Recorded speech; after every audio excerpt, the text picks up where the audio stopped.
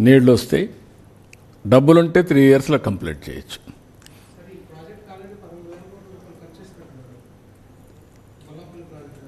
లేదు, బొల్లాపల్లి తెలియదు. టెండర్లు పిలిచాం, ఇంకా ఏం కాలేదు. వర్క్ స్టార్ట్ అయింది కానీ నామినల్ వర్క్ అయింది. బొల్లాపల్లి కాదు, అది అప్పుడు ఇచ్చాం, మెగాకి ఇచ్చాం. అడిషనల్ ఏరియా ఎంత ఇరిగేట్ అవుతుంది? పార్ట్ 1 ఇచ్చాం. ఎంత అడిషనల్ ఏరియా అడిషనల్ ఏరియా ఎంత ఇరిగేట్ అవుతుంది సార్ ఈ ప్రాజెక్ట్? ఇంకా మీకు స్కై ఇస్ ది లిమిట్. అన్ని మీకు ఏమైందంటే ఎక్కడికక్కడ నీళ్లు ఉన్నాయి. మీకు మొత్తం ఆయకట్ అంతా ఇరిగేషన్కి వస్తుంది. అక్కడి నుంచి స్మాలర్ లిఫ్ట్లు పెట్టుకోవాలి మనం. ఇప్పుడు ఇది కుప్పం వరకు వెళ్తుంది. కుప్పం వరకు ఇంతవరకు ఆయకట్లు ఎంత స్థిరీకరణకు వచ్చేస్తుంది. అటు కర్నూలు, అనంతపూర్, కడప, చిత్తూరు, ఓల్డ్ డిస్ట్రిక్ట్స్, అన్ని డిస్ట్రిక్ట్స్ వాటర్ వస్తాయి. అక్కడ చిన్న చిన్న లిఫ్ట్లు పెట్టుకొని మనం కొంచెం దూరం తీసుకుపోతే సరిపోతుంది. ఓఎస్ఎస్ ఫర్టిలిటీలో అమ్మ నాన్నలకి పర్సనలైజ్ ట్రీట్మెంట్ ఇచ్చారు.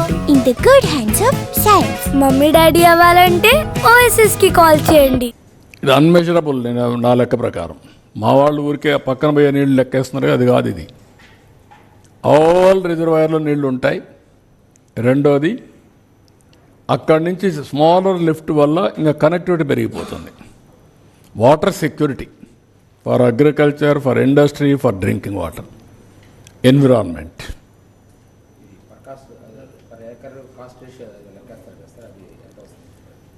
అంటే ఫర్ ఏకర్ కూడా కాస్ట్ రేషియో కూడా ఇది అందదు.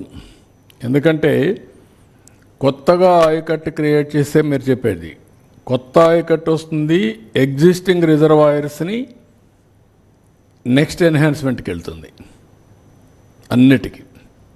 ఇప్పుడు ఈ సంవత్సరం మంచి వర్షాలు పడ్డాయి. శ్రీశైలం నుంచి కూడా నీళ్ళు వచ్చాయి.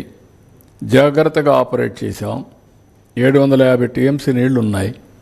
That is a wealth. ఆ నీళ్లు రాలేదనుకోండి, అక్కడే ఉంటాయి. ఇప్పుడు దానికి మళ్ళీ హంద్రినీవా పెంచుతున్నాం. కెనాల్ పెంచి ఆ నీళ్లు డిశ్చార్జ్ తీసుకుపోవడానికి. అవన్నీ కూడా వేరియస్ కెనాల్స్ కూడా కొన్ని ఇంకా పూర్తి కాలేదు. అవి కూడా చేయాలి. అవి కూడా వర్కౌట్ చేస్తాం. చిన్న చిన్న రిజర్వాయర్స్ అయినాయి, కెనాల్స్ కానట్టు కొన్ని ఉన్నాయి. దానికి కూడా ఏం చేయాలి? ఇప్పుడు ఉదాహరణకు మీరు చూస్తే నేనున్నప్పుడు అన్ని లిఫ్ట్ ఇరిగేషన్ని ఫంక్షన్ తీసుకొచ్చాను. ఇప్పుడు 50% of lift irrigations are defunct. 10 లక్షల ఎకరాలు లిఫ్ట్ ఇరిగేషన్ కింద ఉన్నాయి. దాంట్లో 4 నుంచి 5 లక్షల ఎకరాలు డిఫంక్ట్ అయిపోయినాయి. మీ దగ్గర లెక్క ఉందా? ఎంత అవుతుంది ఎకరాకి? ఎంత ఆయకట్టు వస్తుంది? ఎంత కాస్ట్ ఎఫెక్టివ్? ఏమైనా మెజర్ చేశారా? సోషియో ఎకనామిక్ సర్వే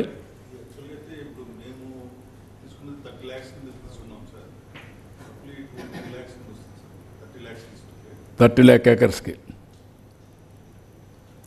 దానికంటే ఇది నేను చెప్పా కదా మీకు, స్టెబిలైజేషన్కి రాష్ట్రం అంతా అవుతుంది ఇది. అంతే.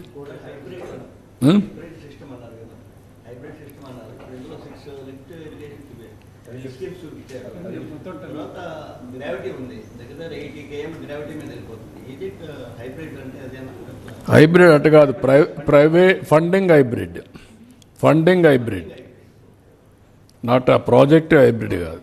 దానికి లెవెల్స్ని బట్టి ఆటోమేటిక్గా మనం వెళ్ళాలి. ఫండింగ్ ఎవరైనా వస్తే, ప్రైవేట్ వాళ్ళు వస్తే, అప్పుడు మనకు వాళ్ళు కూడా కొంత తీసుకొస్తే మనకు ఆదాయం వస్తుంది కాబట్టి పే చేస్తూ వస్తాం. ఇప్పుడు మేము ఇండస్ట్రీకి పెట్టాము. ఈరోజు 1,81,000 కోట్లు మేము చూపించాం.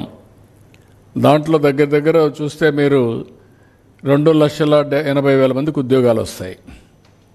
మేము చెప్పిన 20 లక్షల్లో ఇక్కడనే 3 లక్షలు వస్తాయి ఉద్యోగాలు. అదే సమయంలో వాళ్ళకు వచ్చిన ఆదాయాన్ని తిరిగి వాళ్ళకు మళ్ళీ ఇన్సెంటివ్స్ ఇస్తున్నాం. So that economic activity multiplier ఎఫెక్ట్లో వెళ్తుంది. That is where we are thinking.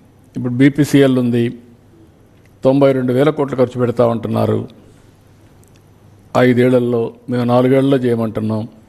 వాళ్ళకు ఇచ్చిన ఆదాయంలో 75% తిరిగి వాళ్ళకి ఇచ్చేట్టుగా ఇన్సెంటివ్స్ ఇస్తున్నాం.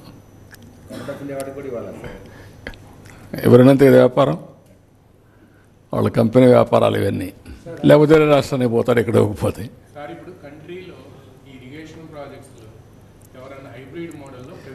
రాజస్థాన్లో చేశారు. Rajasthan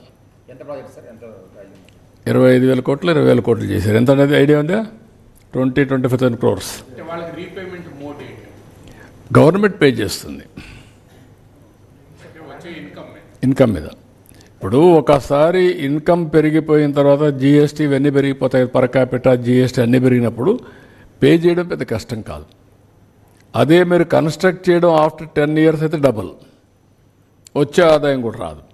that is where opportunity cost and returns both you have to work it out.